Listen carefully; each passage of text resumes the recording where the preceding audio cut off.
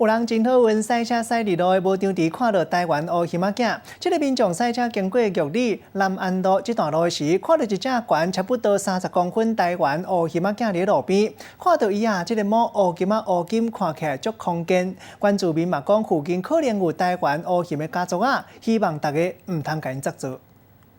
小熊诶！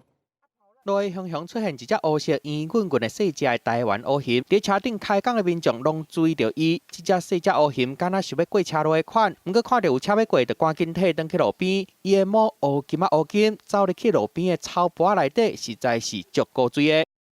小熊很健康，可能他在那个路上要找他的妈妈，地方的原住民，他就告诉我说，昨天也有人看到黑熊。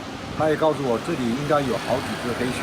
台湾乌熊小连续2天拢出现，原住民讲附近可能有台湾乌熊的家族，互民众足欢喜的。迄当阵因赛车经过花莲玉里第30线向南安八线入口的时阵，无意外看到这只娇细只的乌熊。花莲南管处嘛讲，会派人去南安国保护乌熊的安全。南安这个地区，它其实本来就是台湾黑熊的一个栖息地。